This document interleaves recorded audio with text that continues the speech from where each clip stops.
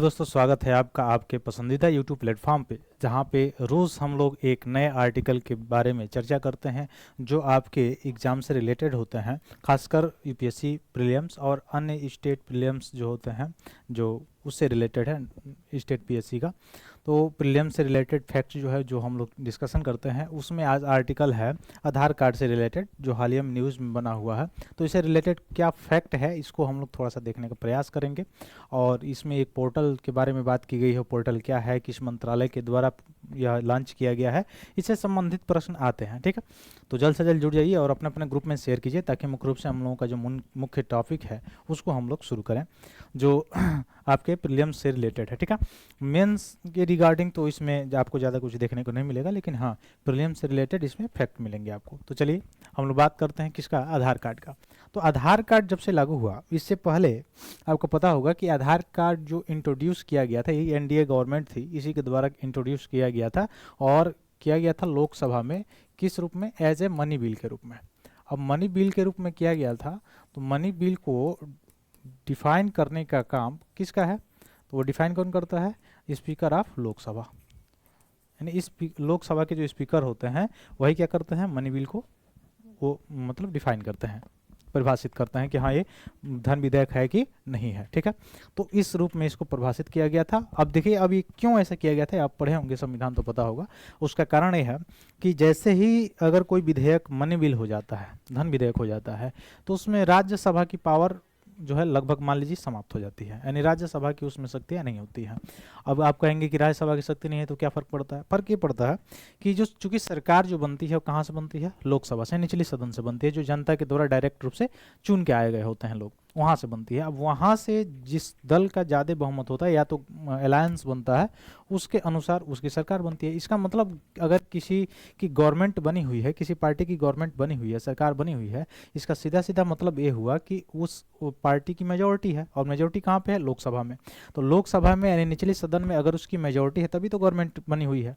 तो सिंपल से अगर मनी बिल इंट्रोड्यूस हो गया, तो मनी बिल में क्या होता है कि लोकसभा को शक्ति ज़्यादा होती है, राज्यसभा की कम होती है। यानी राज्यसभा के पास केवल 14 दिन का समय रहता है, उसको वो पारित करे, पारित ना करे, संशोधित करे, संशोधित ना करे, या उस पर कोई मुख्य रूप से अपना सलाह दे या ना दे, उसको मानने के लिए लोकसभा बाध्यकारी नहीं होता है। तो केवल 14 दिन के लिए टाइम फ्रेम रहता है, आपको पता ही है। उसके बाद से पुनः वो लोकसभा के पास चला आता है, लोकसभा स्पीकर फिर भेज देता है कहाँ पे, राष्ट्रपति के पास। राष्ट्रपति जो है उसको क्या करते हैं, सिग्नेचर करते हैं। ठीक है, तो उस स्थिति में क्या होगा, राज्यसभा की शक्ति क्षीण हुई। क्यों, क्योंकि जो जिसकी मेजोरिटी है, गवर्नमेंट है, और उसमें उसकी बिना मेजोरिटी की तो गवर्नमेंट बनी नहीं होगी। अब मेजोरिटी की गवर्नमेंट जब बनी है, तो आसानी से वह लोकसभा में क्या हो जाएगा, पास हो जाएगा। और मनी बिल जो पास होता है उसमें 2/3 बहुमत की आवश्यकता तो होती नहीं है, तो मनी बिल आसानी से पास हो जाएगा। अब जब आसानी से पास हो जाएगा, तो जो राज्यसभा में, अगर राज्यसभा में इंट्रोड्यूस किया जाता तो उसको तो रोका जाता। लेकिन यहाँ पे गवर्नमेंट किसी भी बिल को, अब चूंकि स्पीकर भी होते हैं, चूंकि वो मेंस का टॉपिक हो जाएगा, लेकिन फिर भी मैं यहाँ बता दूँ, स्पीकर भी जो होते हैं वो ज़्यादातर, ऐसा संविधान में तो लिखा नहीं गया है, लेकिन ज़्यादातर उसी पार्टी के स्पीकर चुने जाते हैं जिस पार्टी की गवर्नमेंट होती है, जिस दल का या जिस अलायंस का गवर्नमेंट होता है। उसका कारण भी है, क्योंकि जिसका ज़्यादा दल में सदस्य संख्या होगी वही लोग चुन पाएंगे, क्योंकि वह वैसे ही मेजोरिटी से चुने जाते हैं लोकसभा के स्पीकर। आपको पता भी होगा, प्रोटेम स्पीकर जो है वो साथ देते हैं चुनाने में, यानी चूज करने में।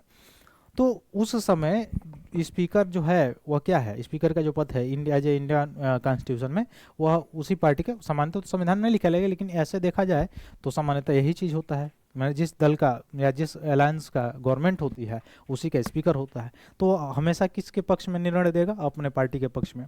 तो यहाँ से डायलेमा आता है। तो ये सारी चीज़ें आप समझ रहे होंगे। तो वहाँ पे क्या हुआ, इसको चैलेंज भी किया गया था सुप्रीम कोर्ट में, आपको पता भी होगा, उस समय सर्वोच्च न्यायालय में। अभी हालिया में जो सर्वोच्च न्यायालय ने फैसला सुनाया था कुछ समय पहले, उसमें क्या बताया था कि एज ए आधार कार्ड जो है वह सिटीजनशिप का जो है आइडेंटिफिकेशन नहीं है। मतलब आधार कार्ड से आप नागरिकता तय नहीं कर सकते हो। ठीक ना, तो आधार कार्ड का मतलब ये नहीं कि अब इसमें और थोड़ा सा जोड़ते चले जाएंगे तो पुट्टा स्वामी केस भी चला जाएगा। 2017 वाला जो पुट्टा स्वामी केस गया था निजता का अधिकार वाला, वो भी इसी से रिलेटेड है। ठीक है, थोड़ा सा इसमें जोड़ते चले जाएंगे तो इसमें कहा था, सुप्रीम कोर्ट ने क्या कहा था कि ये जो आधार कार्ड है, यह आधार कार्ड नागरिकता का प्रतीक नहीं है, यानी आइडेंटिफिकेशन नागरिकता का, सिटीजनशिप का नहीं है। ठीक है, इसका मतलब ये हुआ कि किसी के पास अगर आधार कार्ड है, इसका मतलब ये नहीं कि वो भारत का नागरिक है, सीधी सीधी यही बात हुआ। तो यहाँ से पूछा अब इस कितने नंबर होते हैं आधार कार्ड में, तो 12 नंबर होते हैं, ये आपके प्रीलिम्स से रिलेटेड फैक्ट हो जाएगा। उसके बाद से 12 डिजिट माने 12 अंक होते हैं। 12 अंक होने के बाद यह कौन जो है लॉन्च करता है, तो UIDAI द्वारा जो क्या किया जाता है, लॉन्च किया जाता है आधार कार्ड। और किस मंत्रालय के अंतर्गत, तो मिनिस्ट्री ऑफ इलेक्ट्रॉनिक्स जो होता है और सूचना मंत्रालय। ठीक है, तो इलेक्ट्रॉनिक्स और सूचना मंत्रालय के द्वारा, जो एक ही मंत्रालय है, दोनों को मिलाकर बनाया गया है, तो उसके द्वारा यह लॉन्च किया गया था।